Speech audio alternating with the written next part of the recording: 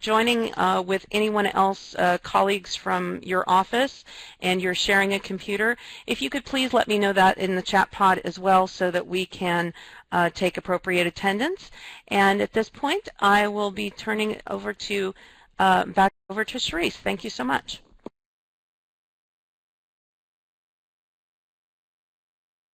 Started this afternoon, I want to introduce Karen Bautista. She is the director at the Inland Career Education Center. Some of you have heard her before. She's a great presenter and has great information on what's happening in her program and her region, and ideas that, again, you will be able to benefit from and help apply to what's happening in your adult school and in your region. The topic is building the WIOA partnership, and there's a focus on developing the MOU and making this really a forum for you to share innovation and progress related to what you've done with building that WIOA partnership and with developing the MOUs. So with that, I am going to turn this over to Karen Bautista, and she will get us started. Karen, thank you.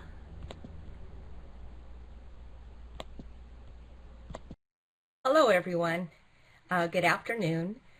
The title of this is A Forum for Sharing Innovation and Progress. And the reason why I mentioned that at the onset is this is new territory. It's new for all of us.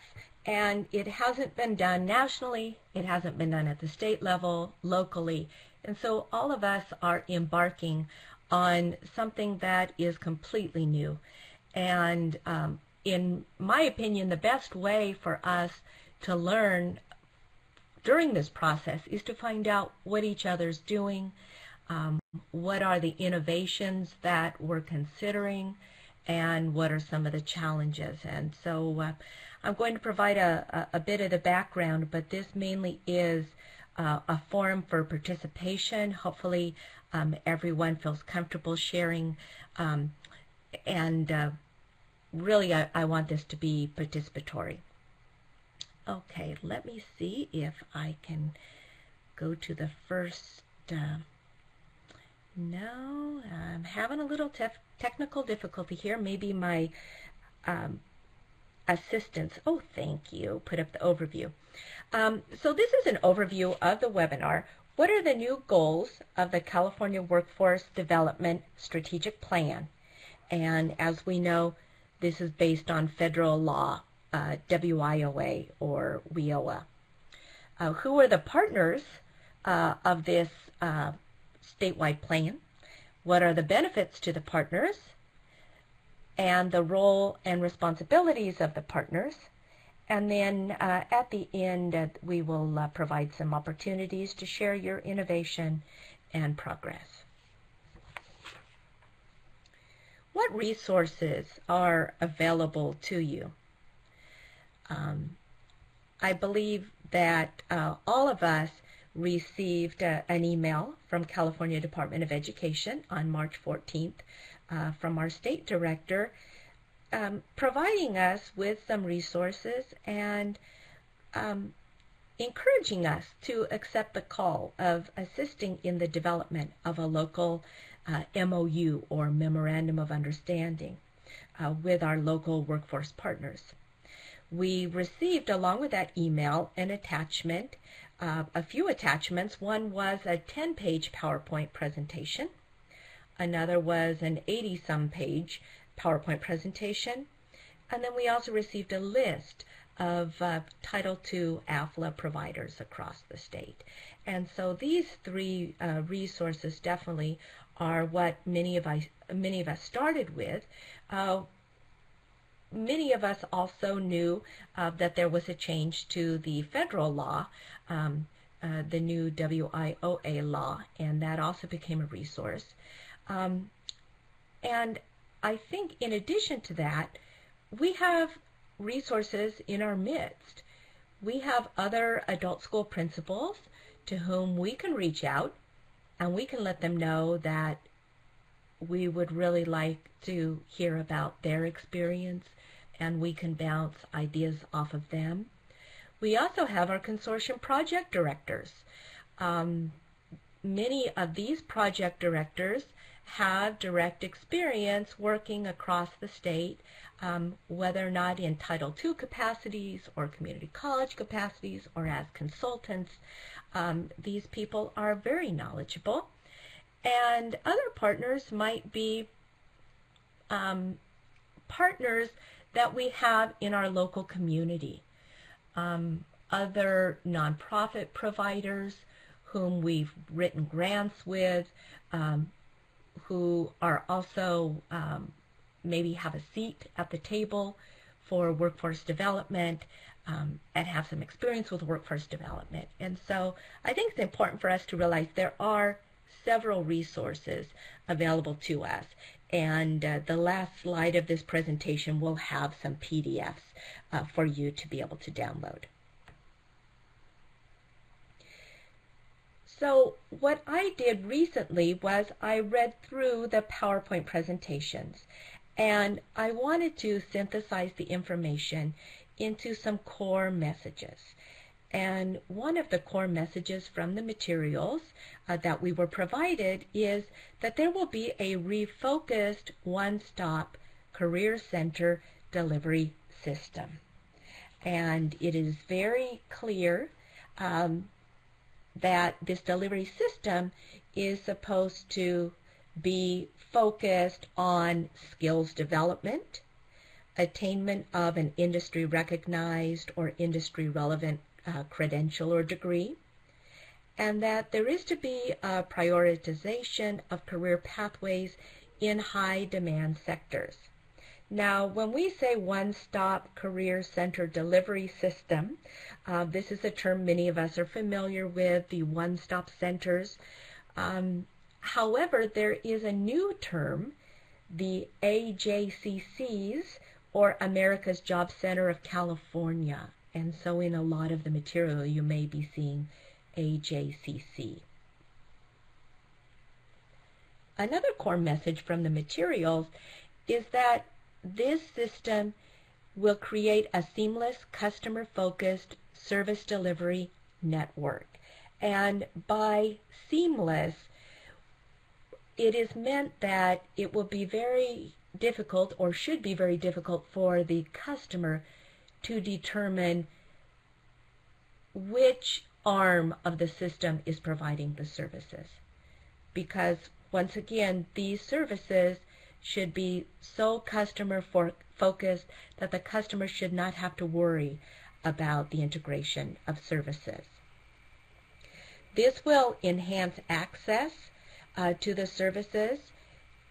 The actual client should be able to access services from any access point throughout the county. And another outcome should be that long-term employment outcomes improve for individuals receiving assistance. And as I mentioned before, the customers are provided with integrated services. There is a lot about integrated services throughout the WIOA law and also throughout the state plan, the Unified State Plan for Workforce Development.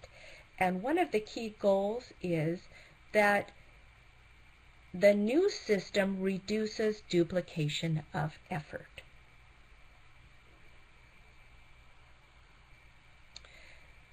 So next I'm going to move on to the next slide, and you see at the top it says who are the partners, slide number 2. When I make reference to slide number 2, I mean slide 2 of the 10-page PowerPoint that we were provided in the email. If you want to know where I received this information, it did come from slide 2. And there are many partners listed throughout the law. There are strategic partners, one-stop partners, and then there is the WIOA or WIOA 6 core program partners. And these are partners who serve adult dislocated workers and youth for Title I, those who serve adult education and literacy, Title II, those who serve our participants under Wagner-Pizer, which is considered Title III, and Title IV, vocational rehabilitation services. So something for us to keep in mind as the adult education and literacy Title II providers is that WIOA is a huge law. It's over 800 pages, and it doesn't just focus on Title II.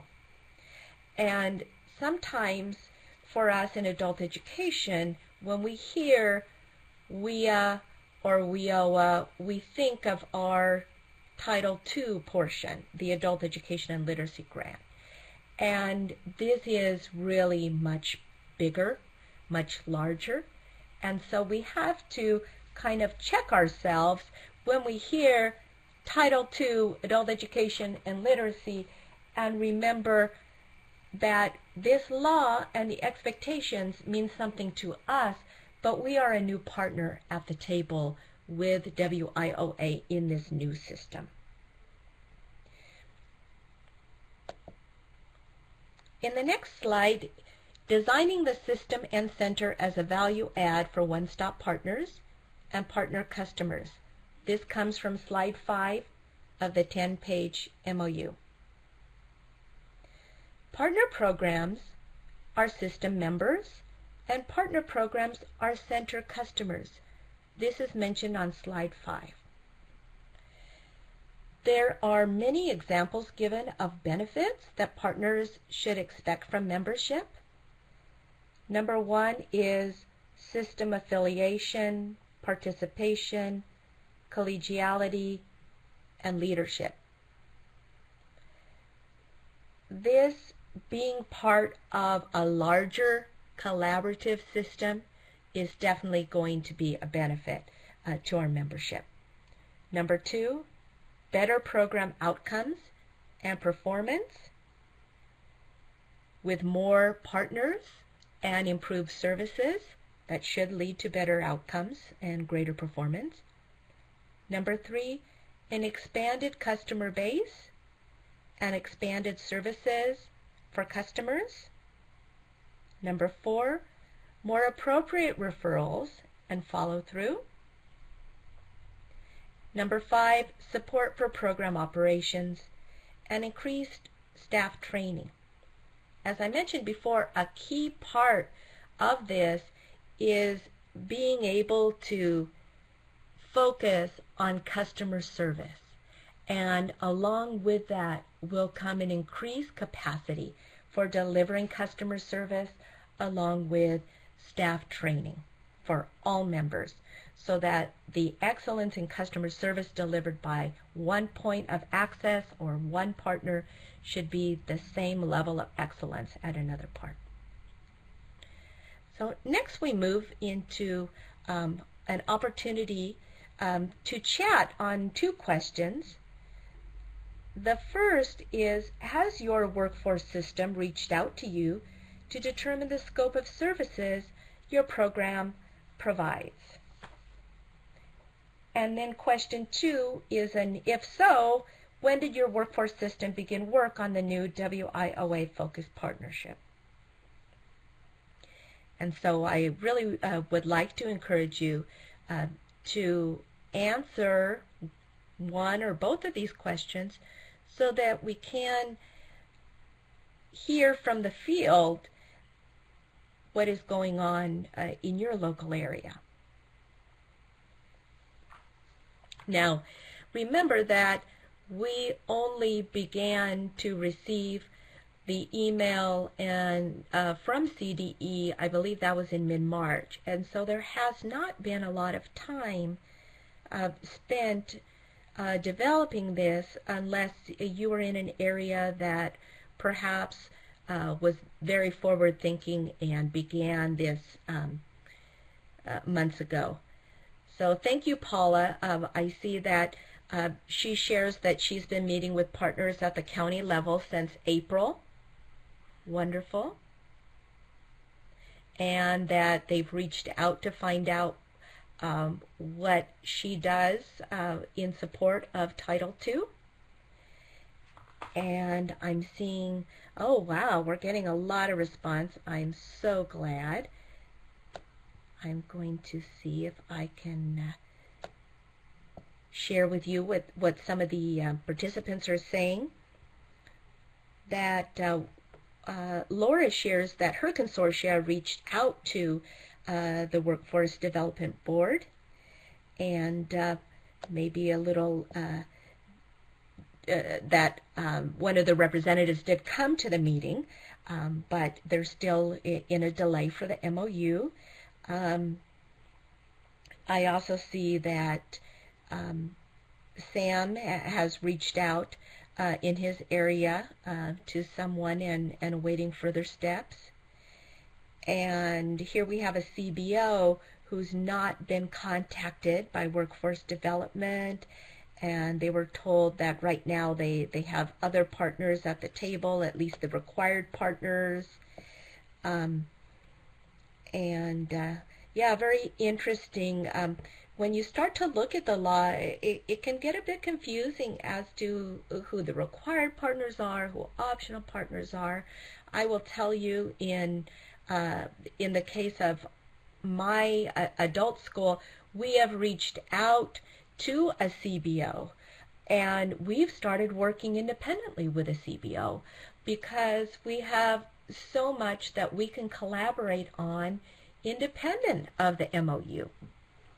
And so CES, I'm not sure who that is, but you did make a comment that you're also a CBO. You might want to reach out to your Title II provider through either adult education or community college, whoever provides that in your local area, and see if they are interested in even brainstorming some ideas.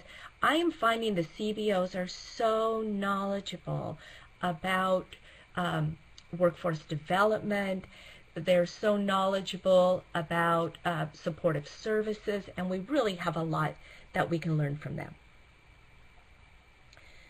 All right, this looks very good. I'm going to take us back now to the next slide, which talks about the roles and responsibilities. Here we go. Roles and responsibilities of the one-stop partners.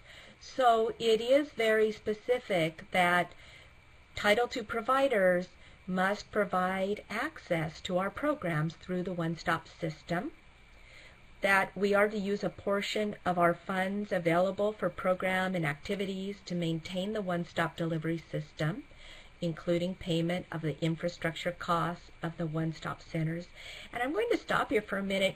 We need to be very careful about this, because when we complete our grant application and we have our quarterly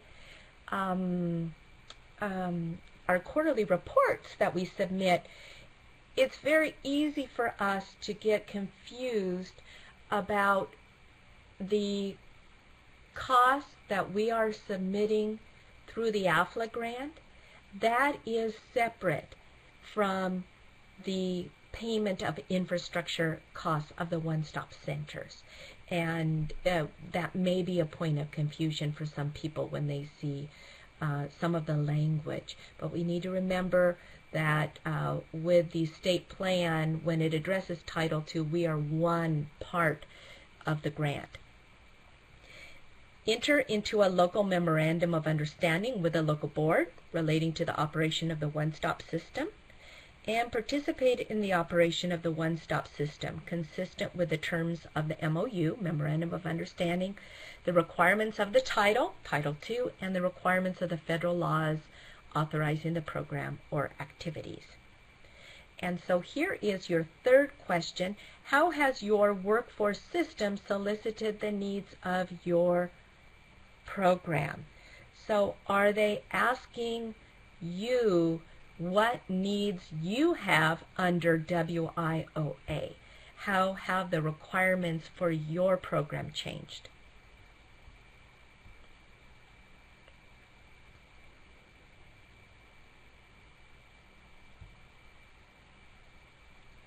And so here is a chat box. I encourage you once again to respond how your system has solicited the needs of your program.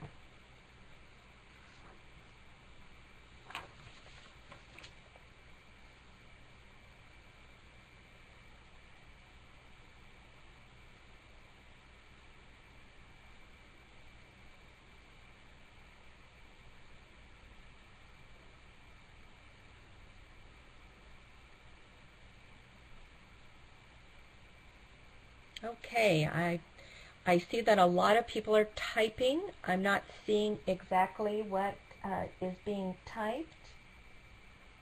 There we go. So here we have Riverside County EDA that has met twice with the school administration regarding their programs. And Sam, who's reached out, waiting for a response. And oh wow, Jessica, what a great idea. You've partnered with your One Stop to come to your school site twice monthly to meet with your students. Love that. Jessica, maybe you would type for us what is the name of your school, because I'm sure people may want to send you a few emails asking about how you were able to set that up. I think that sounds very promising. Oh, New Haven Adult School. Thank you for that, Jessica. I think that's a great idea.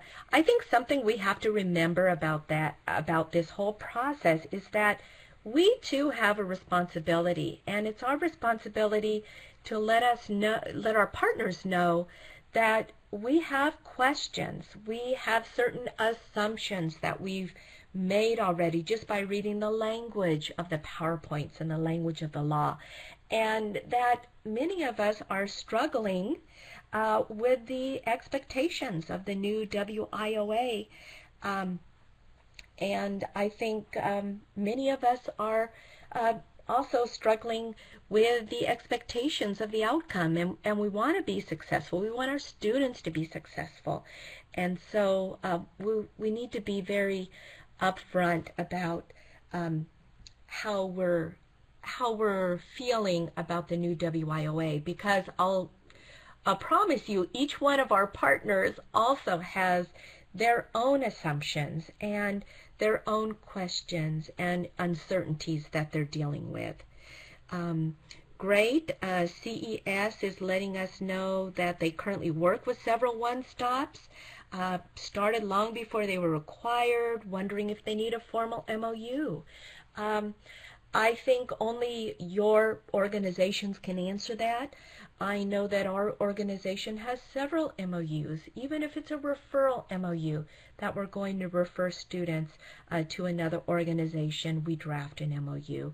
And I find that that's very helpful when it's time for applying for grants, being able to show those formalized partnerships already in place.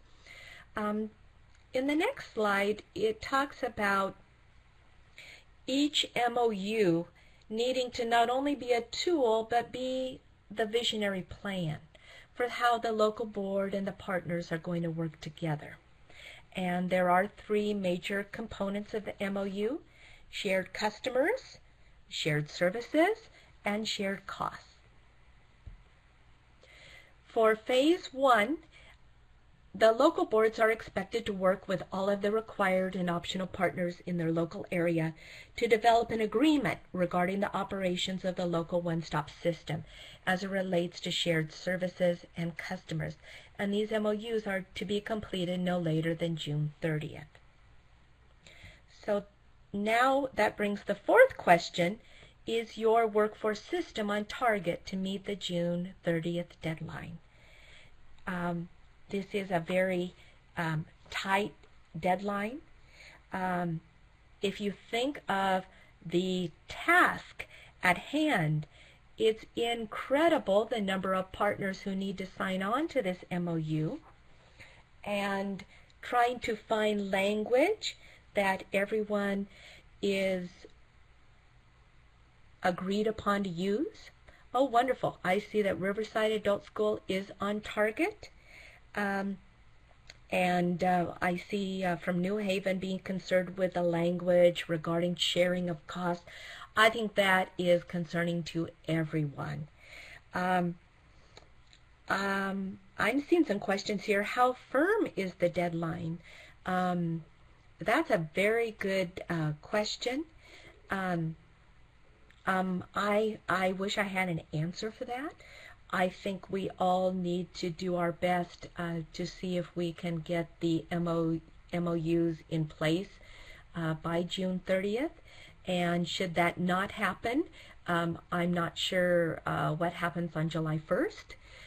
I believe and I hope that as long as we're all well along the process, that we would have time hopefully to get the MOUs completed soon. But like I said, that's not really something that we know what the ramifications of that would be. I see a lot of great input here. I want to go to the next questions and have you be able to weigh in on them, and I will talk at the same time because we're getting very close to the end. The last two questions are, what innovative ideas have come out of your plan? Out of your planning process? And what challenging questions are you grappling with? So please choose one of those to respond to. At the same time, I'm going to share some information with you from the Unified State Plan. And this is the State Workforce Development Strategic Plan. And at the end of this presentation, you will be able to access a PDF of that. I am looking at page 102, so that will help you when you do download your own copy. And there are a lot of best practices that are mentioned in this document. On page 102, there are some bullets, and one says coordinated assessment activities among core programs and other state plan partners to match client services with client needs while reducing duplication of effort. So once again, we have that duplication of effort piece that we want to make sure that we make sure that we are keeping in the back of our mind. Everyone has heard that it's so important to not duplicate services. We don't want to work harder, we want to work smarter. And so if we can better align services so that we can be on the same page and taking a look at evaluating services to see if we really are using the most effective ones. Another bullet here is the development of local agreements on the funding of supportive services for individuals with barriers to employment, so as to help them complete training and education programs. Okay, so once again, we're talking about sharing of costs. Another best practice is coordinated funding of job readiness training, job placement, and labor exchange services to reduce duplication of effort by programs that provide similar services. So many of our CBO partners provide labor exchange services. Some of them provide job placement and job readiness training. And so it is important for us to have those conversations, because I know that under Title II, WIOA, there is an expectation that our students will receive job readiness training, job placement, and labor exchange services. And so is there a way for us to work with our partners to provide those services so that we are not creating those offices within our organization if they're not needed. Another best practice is the placement of the AJCC staff directly on the campus. And this is what New Haven Adult School was mentioning earlier, that they have had in place for some time. And the benefits of that, not only for the student, but to strengthen that partnership between the education provider and the local board, so that the students receive the ultimate benefit of job placement and job retention and the services they need to make that happen. So now I'm going to go back and see what some of your comments are on innovative ideas that have come out of your planning. And Jessica writes that she's not sure if this is considered innovative, but very pleased with how all the partners have shared that they would like to ensure a warm handoff between partners. And I think that's wonderful. That definitely speaks to the spirit of the collaborative. And we are investigating how to cross-train all our staff. I think that's a great idea there. The cross-training piece is definitely going to be huge. But I'm very confident that we can work closely with our local workforce boards to facilitate that for us. Training is something they do on a regular basis. I know we also do that in education, but I believe that this is an area that will really speak to one of their strengths and an area that we can also benefit from. Now I'm also looking here. It looks like I don't want to miss out on any innovation.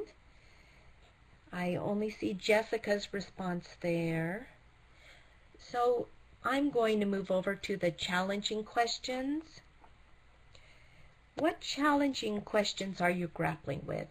And as with anything new, there definitely will be more challenges than innovations, mainly because we're not sure, we haven't implemented the innovation yet. We're not sure it's going to be an innovation. We may have a great idea, but we haven't had a time yet to test it. A question here comes from Janet. What does sharing of costs really mean? Riverside Adult School is grappling with that. And how is the sharing of data going to be implemented? Great questions. Great questions. Jessica says that she doesn't understand the cost sharing part for adult schools, and she knows that it's sharing of in-cash or in-kind services, but not quite seeing how that works, and wondering why adult education would need to be paying for these services and to supplement the operating costs. Very good question. I think we have a long way to go before we understand exactly what the new WIOA is asking of us.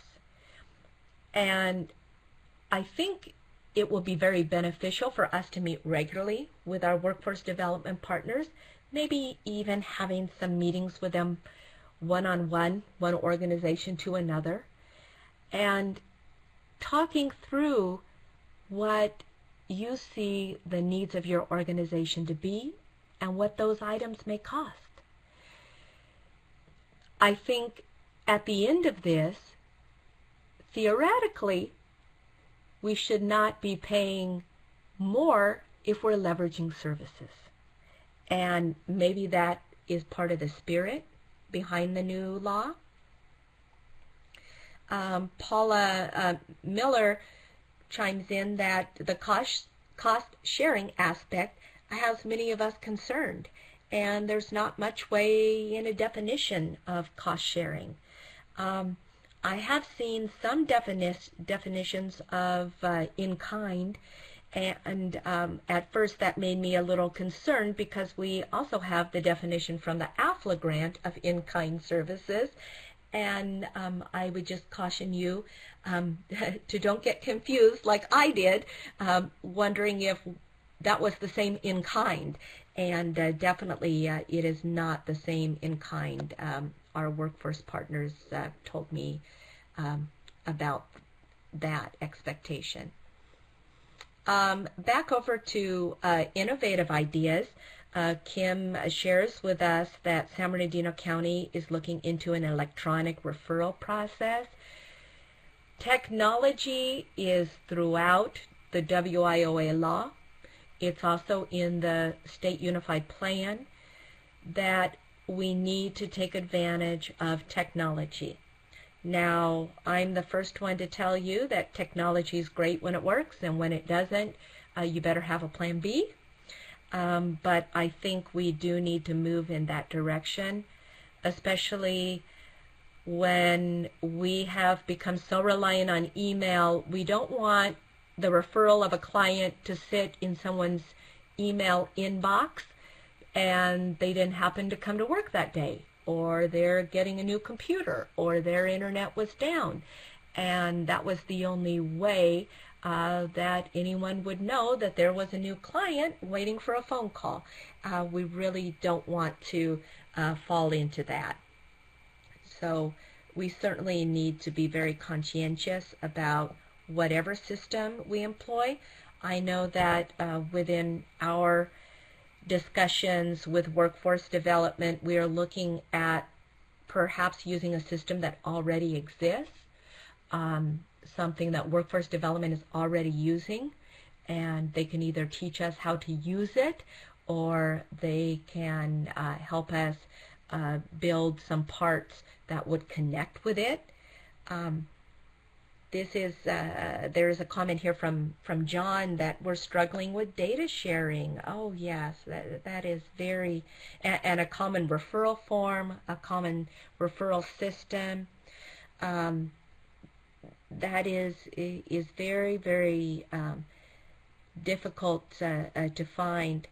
Now, Kim mentions that our region may not have the same definition of in-kind services, and it might be helpful to see a definition of that. And John says that we're focusing our contribution to the system as an education provider. I think that's great.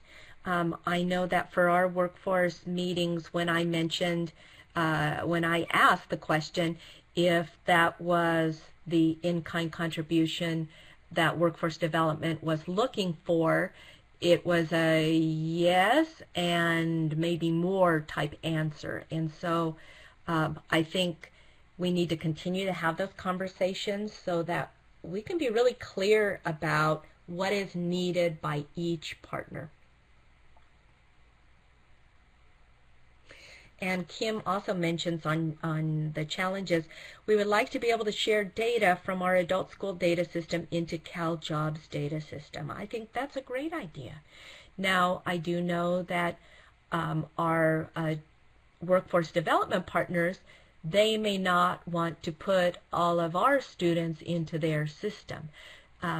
We know that data is only as good as what you put in it, and they may not want some of our students who are our clients in their system if they don't qualify in certain areas for assistance. And so we need to be very sensitive to that, and once again, we need to have those conversations.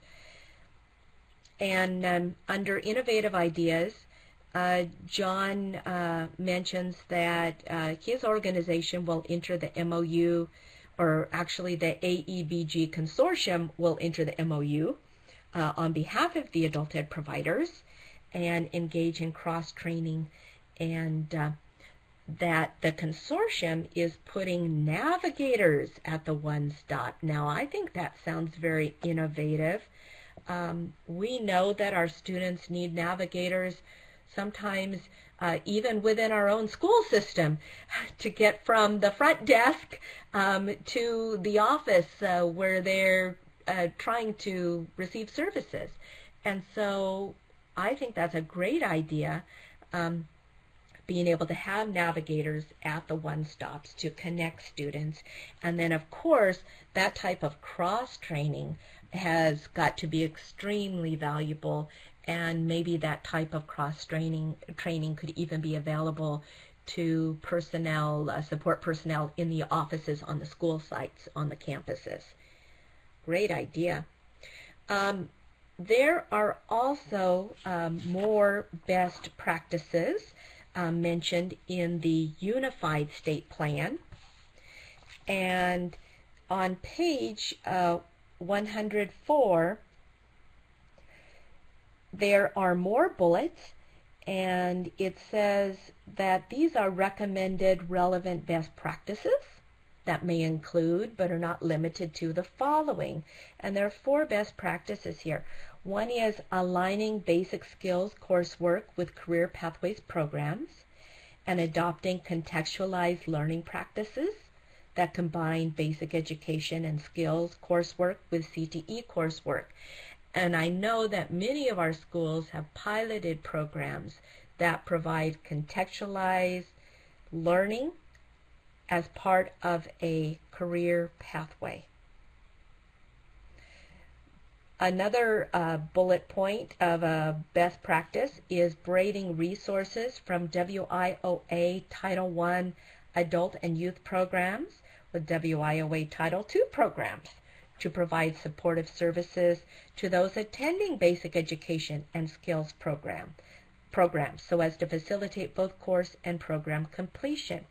As I mentioned before, we at my school have been able to partner with another community-based organization because they are so good at providing those supportive services to their clients. We have reached out to them and asked, how can we learn about those services, and how can we provide our students those same services, or how can we search through our interested students who want to join a program and see if any of them can qualify for enrollment in your program.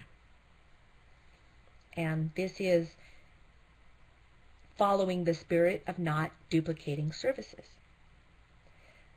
Another best practice is ensuring that Title II and other adult education program participants are familiar with and have access to relevant job readiness training and job search and placement services.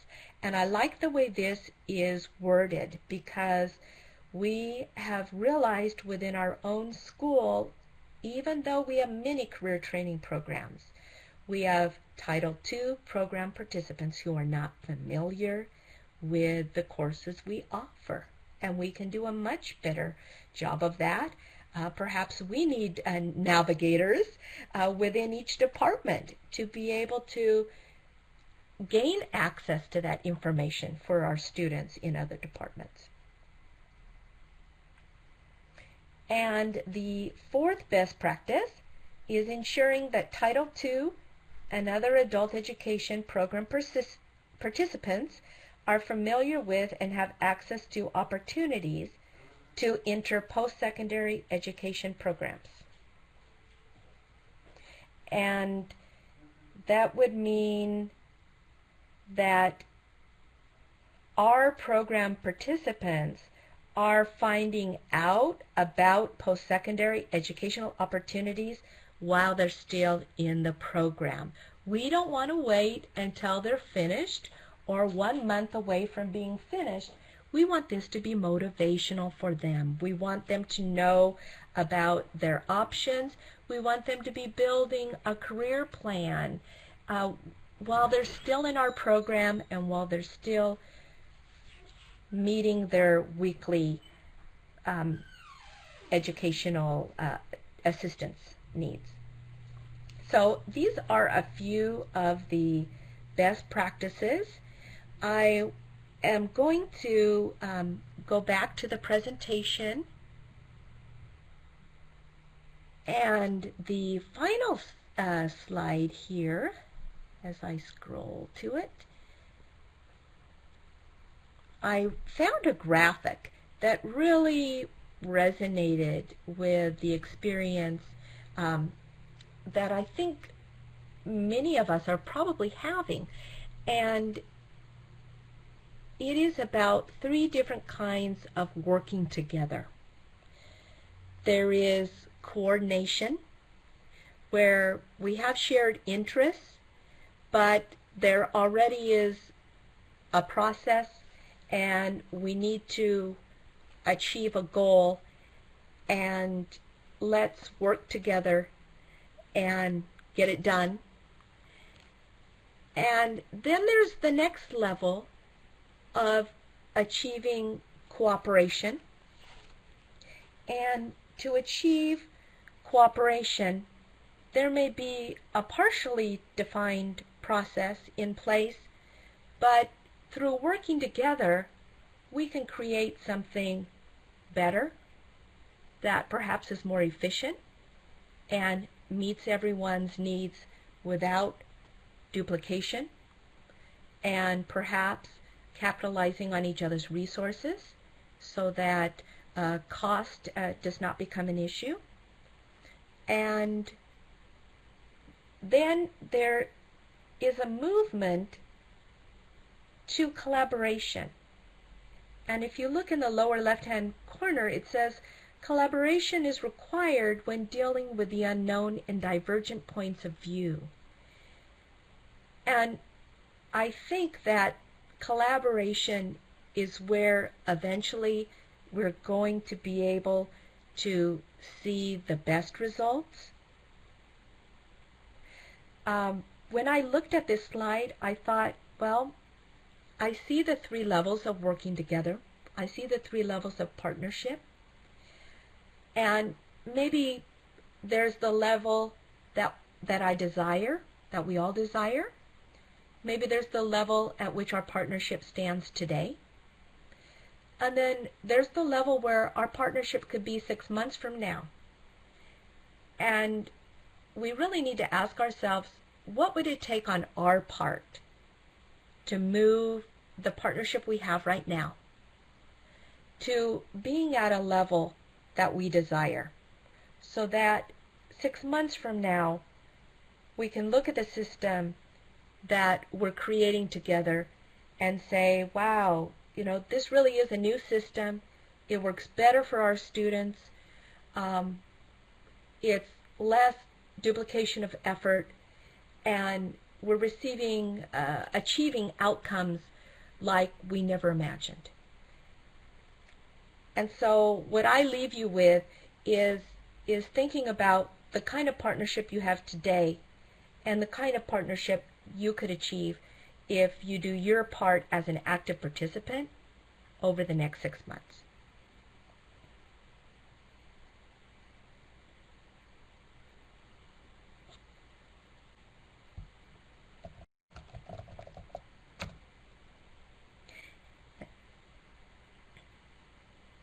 And I believe there is a slide coming up where you will be able to download PDF versions of the state unified plan, and also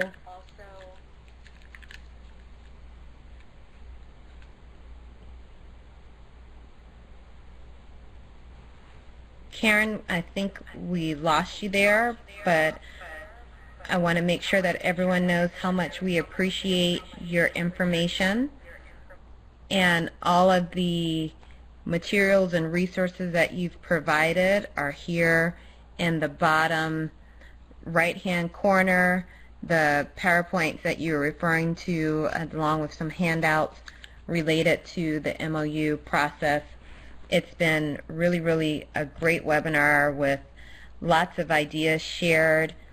I think that the participants showed a lot of innovation and hopefully ideas that we can borrow from each other to help make this process smoother, and hopefully some understanding of what the common concerns are related to phase 2 of the MOU process. I know that's where a lot of the conversation came up in the chat pods, but I really thank you, Karen, for sharing this valuable information with us.